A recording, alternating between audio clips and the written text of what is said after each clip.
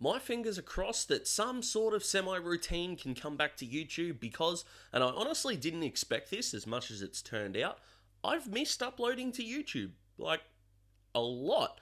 And I really haven't had the time. I needed to upgrade a little bit of what's happening in the office, which I have done that, and hopefully you guys can tell. I need to hang up that footy frame that's down there.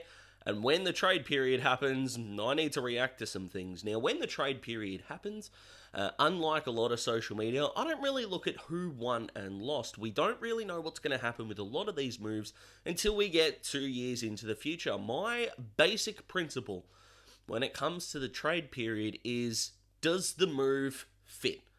Not for the team that gave it away, because you can argue about that until you're blue in the face, but the team that receives.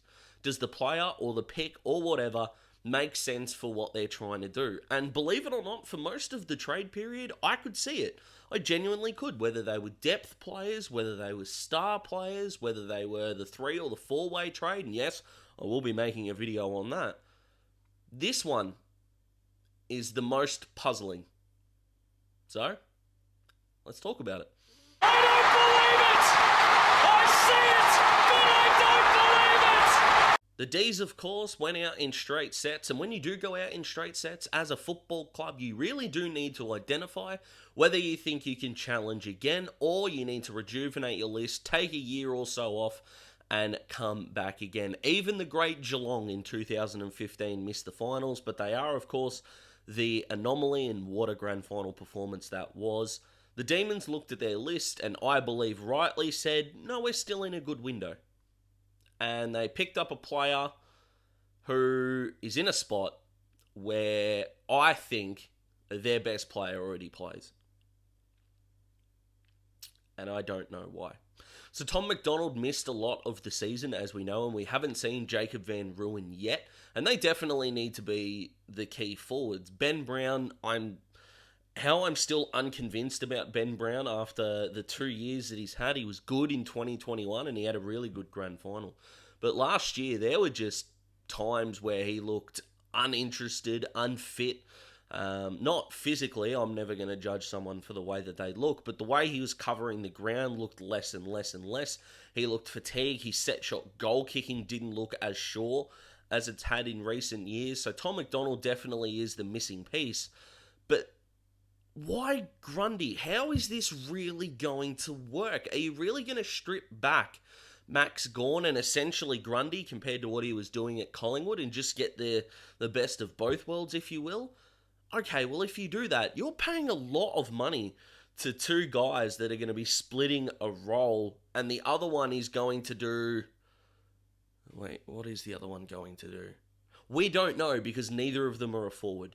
Now, Max has shown a tendency, a quality to go forward and take a mark, but if you thought Ben Brown's set shot goal kicking looked wonky at times in 2022, Max, oh boy, Max, what were you doing?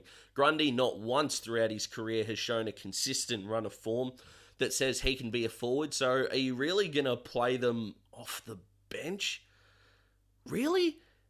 Because if you're not, I don't know what's happening. Josh Shackey, they got in as the insurance. That makes sense, believe it or not. Now, things are going to have to go disastrously wrong on the medical list for him to be a walk-up best 22 player, but at least I can see the insurance policy.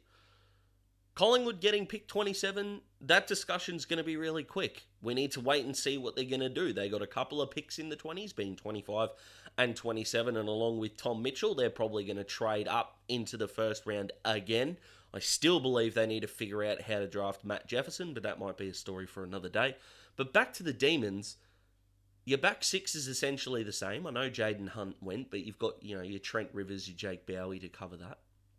Your wing role, you picked up Lockie Hunter. Again, makes some sort of sense. I'm not the biggest believer in Lockie in terms of some that have called him an A-grader, but I still think he's going to be a walk-up best 22. What that means for James Jordan, I don't know. Do they try and reinvigorate him as a halfback flanker? He's not going to rotate through the middle, given Tommy Sparrow and even Charlie Spargo took some centre bounces throughout 2022 to break up, of course, the Petrarca-Oliver Viney combination. But when Gawn and Grundy aren't in the ruck, only one of them is going to be in the ruck at the same time, and I feel like Gawn doesn't really need to do the forward 50 stoppages because Tom McDonald can do what Tom Hawkins did to a lesser quality, but the principle is the same.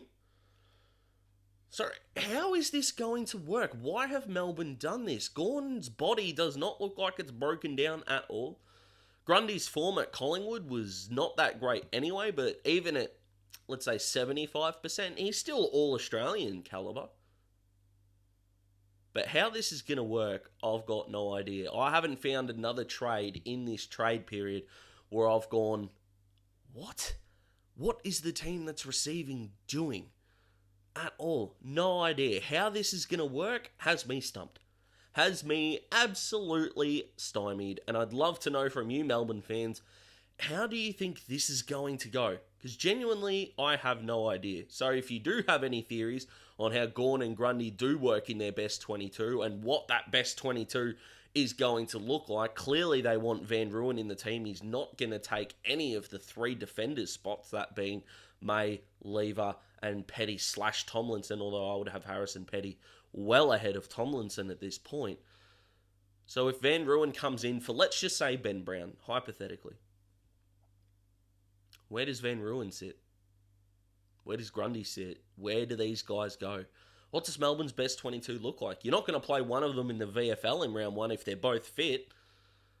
So yeah, genuinely, I am stumped. I hope you guys enjoy the background. I need to figure out how to get the frame up, like I said. Subscribe if you haven't already. I know it's been a big wait. It's not going to be as big a wait this time, I can promise you. I want to give a massive shout out to fellow Talking Hawks and RPP alumni Mitch Allen for doing the thumbnail. It looks fantastic, mate. A huge credit to you. Fans, let me know what you think of this trade, another trade that you want me to react to. I'm going to do a video on what I think about the 4-team trade and the Jason Horne-Francis situation, and I think my opinion on that might surprise you. But until next time, have a fantastic day. Goodbye.